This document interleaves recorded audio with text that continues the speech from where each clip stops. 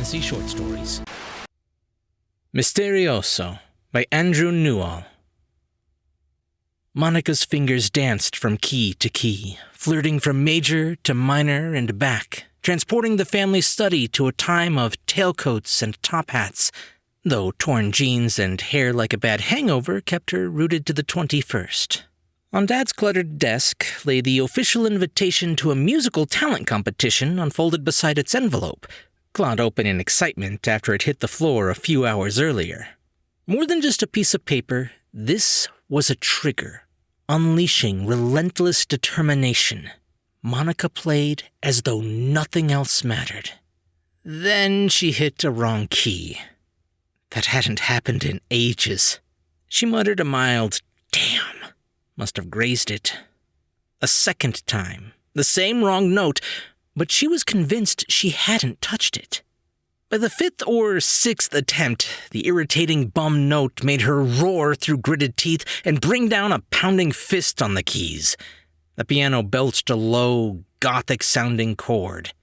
The Mystery by legendary composer Antonio De Luca was one of her favorites. She had played it countless times on her own. To start making mistakes now was unthinkable. She retrieved her iPad from its perch on a low bookshelf aimed directly at her prior to practice. Film yourself, her lecturer at uni advised. Correct posture improves confidence. In the kitchen, she poured a glass of water and decided to watch her performance. Seated at the kitchen table, she started the footage, waiting for that cringing note. Her throat tightened when she saw the man. What the fuck? Monica looked closer, her eyes adjusting to an elderly man dressed in an antiquated suit, clean-shaven with white receding hair neatly combed back. He should have blocked the painting hanging on the wall directly behind, but the glorious watercolor of a New York skyline shone through him. His head tilted upward with his eyes closed, hands held behind his back. He nodded to the music, listening, appreciating. Then she saw him take one hand, reach out, and press the key, interrupting her play. When she restarted, again the elderly man reached out and pressed it, deliberately sabotaging her performance, and each attempt after that, by which time he was frowning, shaking his head. When Monica pounded her fists on the keys, he threw his arms up in the air in frustration. No way! Coercing herself back to the study, Monica cautiously looked inside, heart thumping like a kick drum. The piano and stool, cluttered desk, her semi-acoustic in the corner, bookcase, all the norm, but no man. Front and back doors were locked. No one could have come in. She suddenly wanted out of the house. She had to show that video to someone. The first person who came to mind was Blair, so she sent a text. "You in the recording studio?"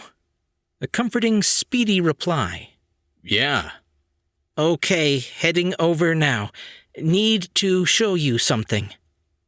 The ghostly figure had filled her with a tension she was suppressing by pedaling fast through the West End, autumn chill blasting into her face as she biked her way to the university, iPad stuffed in her rucksack. "Looks like a man," said Blair, barely being allowed time to say hello to his bandmate before having Exhibit Number 1 shoved into his hands. Monica trusted Blair's opinion, respecting him as a person and a musician. It hadn't taken long for them to recognize one another's passion for music after they met on the course. His tousled blonde hair and glasses, a nod to Ed Sheeran, gave him that added something. Her eyes flitted from the screen to Blair. She saw the old man press the key and quickly noted Blair's reaction. "Did you see that?"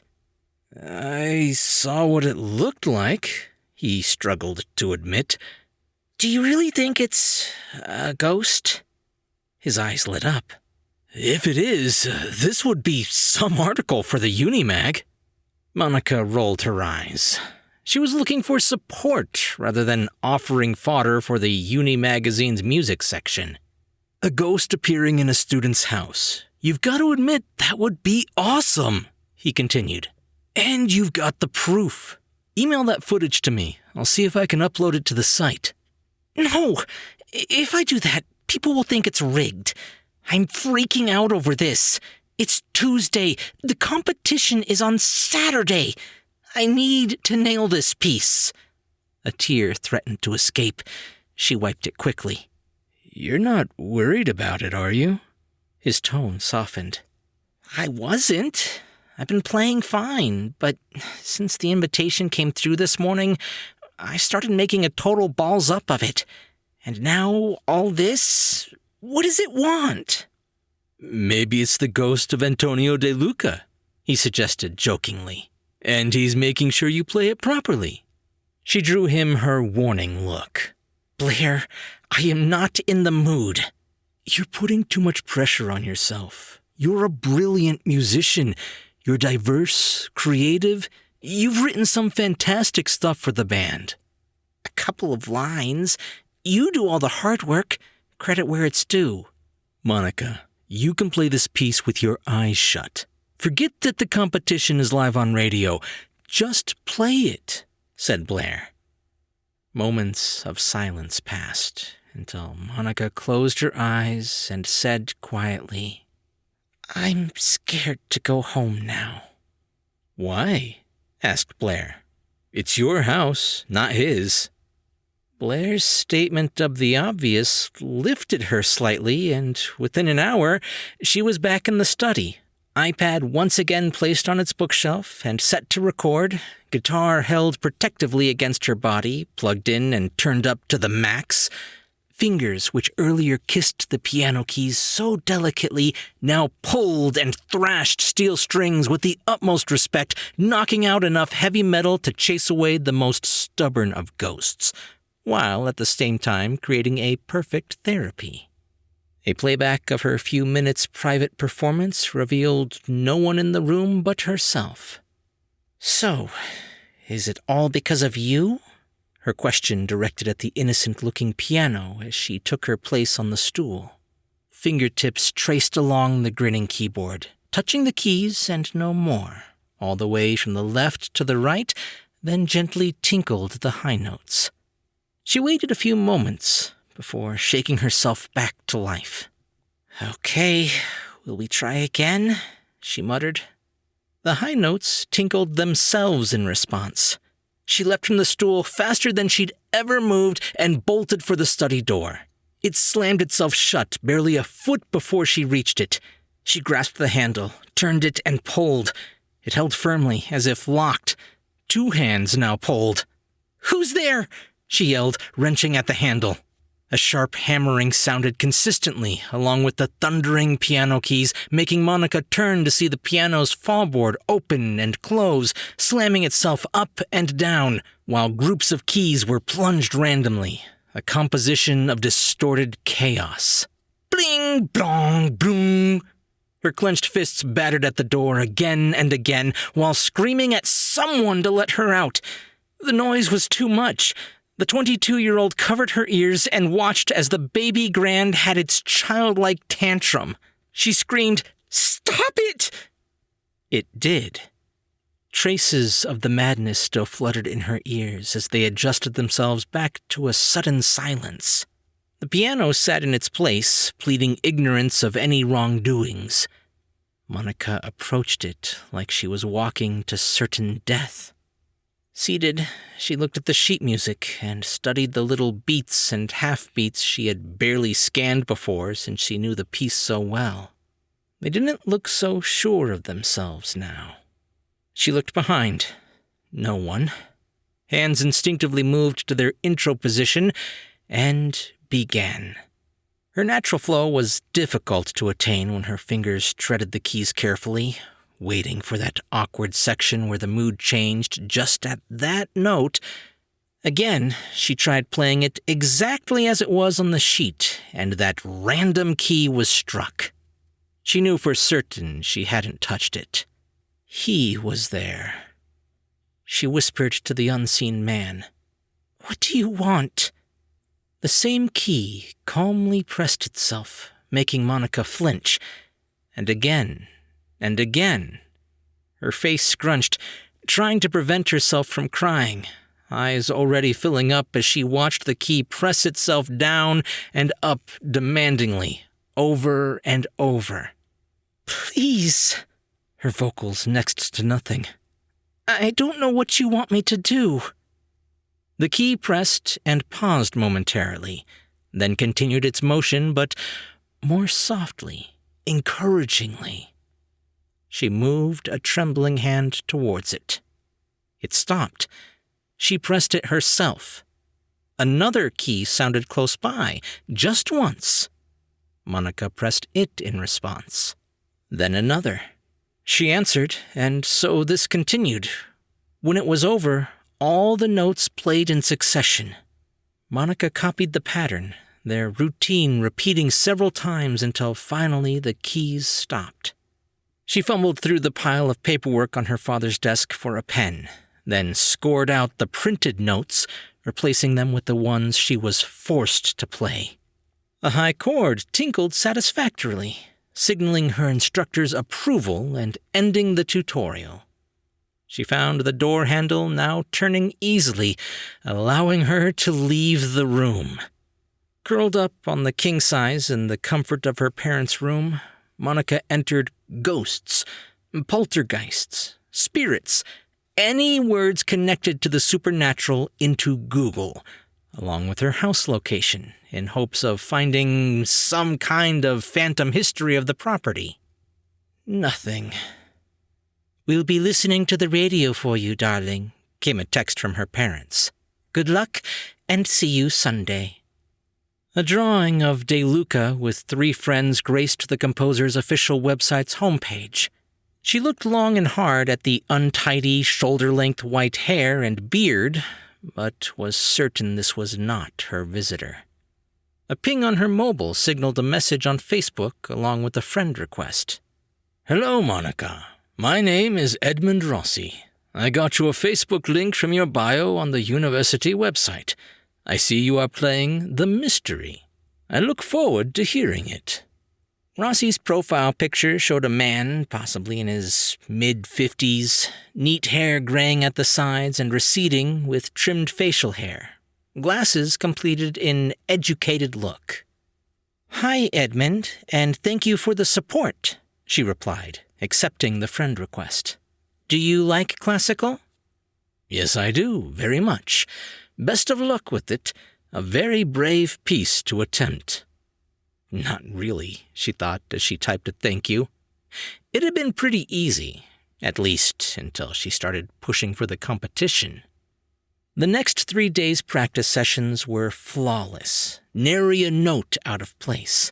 She played exactly as the specter demanded of her, not daring to stray, but with a nagging doubt that it was correct. Saturday morning arrived too quickly, and with little sleep on Friday night, she sat on the bus to the radio station, clinging together with caffeine and fear. Meeting the other entrants with entry form in one hand, anticipating a live radio performance, would normally have produced some elation in Monica. Instead, an uncomfortable feeling of impartiality gnawed, knowing that the sheet music grasped in her other hand bore little resemblance to what the judges had in front of them, and that she'd probably already lost. In no time, she was seated at the piano, scanning the competition judges in their X Factor world, listening to their congratulations on her being selected to compete, and waiting for their signal to begin. She played through to the end, the new keys and chords now as ingrained in her mind as they were scribbled on the page under duress. "Well done. Thank you, Monica. You'll find out the results within 2 weeks." She wanted nothing more than to go home, but out of politeness, waited to hear the others and congratulate them when they were finished. The guitarist was really cool with an Eric Clapton vibe. The saxophone twins were funky, like 2 Mindia bears. The other 3 acts were okay. During the sets, her phone buzzed on silent, messages flooding in from supporters. It wasn't until she was headed for the bus stop to go home that she checked and saw that Edmund Rossi was one of them. "Hello, Monica. I heard your recital. Very well done indeed." "Thank you, Edmund. I appreciate it," she typed, and within seconds of sending, noticed Rossi already replying. "Can I ask where you got the music?" She shook her head and sighed, still gutted from the competition, fully expecting this Rossi guy had noted the mistakes. "It was in a book I bought, but I know I messed up on some of it." "On the contrary, you played it perfectly. Could I possibly meet you and see the manuscript? I have something I'd very much like to show you. There's a nice coffee shop in the West End called Tinderbox. I can meet you there." The request was totally unexpected, and on any other day it would have received a polite declination. But a feeling from somewhere told her Rossi was more connected to the music than simply liking it. A public place would be safe for a meeting with a stranger, and she frequented his suggested venue often, so the staff knew her well. In the Tinderbox Cafe an hour later, Monica's printed pages with corrections lay next to handwritten music on tattered paper, yellowed with age, which fit into a plastic sleeve. Rossi sat opposite Monica, scrutinizing both manuscripts after buying his latte and her hot white chocolate. She let him study in silence until he finally sat back on his chair and removed his glasses. "Have a look," he instructed, turning them around for her to see. Her amendments matched the notes on Rossi's music. "This is unbelievable," Rossi stated. "Do you know why?" He held up the plastic sleeve with its own sheets. "Because this is the original, and it is the only version available. Your music sheet is shall we say, an interpretation." "Oh," was all she could muster. "Now, what I'd like to know," Rossi continued, "is why you changed the notes on your sheet." 5 minutes talking with Edmund Rossi upon their initial meeting convinced Monica that he operated on logic. Therefore, "a ghost made me do it," might not wash. She searched her mind for a half-decent response, stalling with a long sigh. "Did you know that in the classical circuit it's nicknamed the Cursed Symphony?" asked Rossi. "How come?" "No one ever played it live. Anyone who tried always failed. There were reports of ghostly sightings scaring the musicians. It was recorded in studios, but you're the first one that I know of to play it live." Her full attention now on Rossi after his mentioning ghostly sightings, she repeated, "Ghostly sightings?" "Yes," confirmed Rossi. "An actual ghost?" "So they say." "Of a man?" "I'm not sure what he looks like." "How do you know all of this?" "The music was written by my great-grandfather," said Rossi. She looked at him, puzzled, arithmetic kicking into action. "Your great-grandfather? But he'd never have been alive at the time this music was written." "Well, really my great, I'll stop you when I get there, grandfather. I just use the one great." "So you're related to Antonio de Luca?" "Antonio de Luca did not compose that piece." Monica sat stunned by his statement. "Mario Rossi composed it. He wrote various pieces, but nothing ever caught the attention of the public. This was his last composition. Unfortunately, he passed away before he had a chance to perform it, and the music was never released. De Luca was his friend and fell in love with the piece, took it as his own, and never once acknowledged Mario Rossi as the composer." "But it's well known this is De Luca's music," Monica countered. "Yes, it's well known, but it's not his." "How do you know for sure?" "The story has been passed down through generations of my family." "Surely there was some sort of copyright issue," she suggested, "Sadly not," Rossi replied. "In those days there was no copyright law like there is today. Composers composed, and that was pretty much it. Plagiarism was frowned on, but it happened. De Luca changed some parts, so it wasn't an exact copy. His version is the one we all know." Monica processed the onslaught of information. Of all the composers, De Luca was her favorite, and she found herself torn between belief and disbelief. "Can you prove this?" "Pointless. It happened over 200 years ago. Where would you even start? To make any accusation would be tarnishing De Luca's career, and he's still widely respected in classical music. Aside from that, as soon as you mention a ghost, you'd be laughed at." "Has anyone in your family said what the ghost looked like?" she asked him. "No. If it's at all true, I imagine he would be Mario Rossi himself." "Is there a picture of him anywhere?" "There's a drawing of him with some friends on De Luca's website. It's on the homepage. Mario Rossi is the one on the far right of the picture." She immediately loaded De Luca's site on her phone to the sketch of him with his friends and to the figure of Mario Rossi.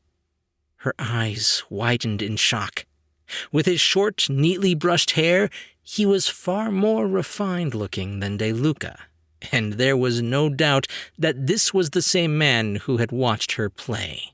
One of the men she had never looked at properly each time she saw the drawing. "Oh, fuck." Her breathing quickened. "That's him." "You saw him, didn't you?" Rossi's voice rescued her from the brink of a panic attack. He smiled and threw his head back as though the greatest ever secret had been uncovered. "So it's true." "Wait, I never said that." "You don't have to," he interrupted.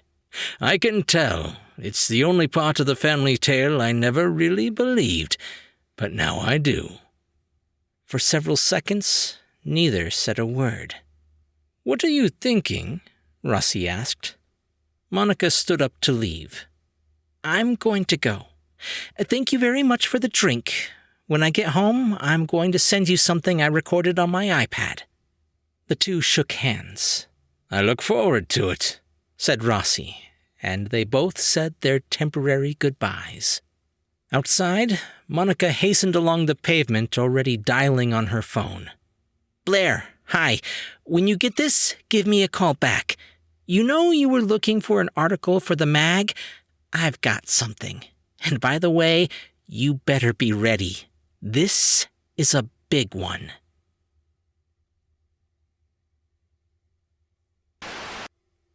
Andrew Newall lives in Scotland, and he hopes you enjoyed listening to Misterioso. The term Misterioso is an Italian musical term for music that is played with a hint of mystery, and he felt that the term fitted as the title of the story. In 2022, it was published by Dossier, a magazine specializing in horror and fantasy, and it can be found on their Hallowe'en issue of the same year. Andrew's fiction has also been broadcast on the Scare You to Sleep podcast earlier this year. Hey guys, I hope you liked that story. Andrew Newall is a returning author. He had the story Writer's Block on the channel not too long ago, I don't think. I'll leave a link to where you can find that down below. Something you guys probably didn't know about me is that I almost went into classical music professionally. I used to play stand-up bass in the orchestra, and I actually made All-State while I was in high school. It was one of the college careers I was definitely thinking about, but I ended up going for art instead.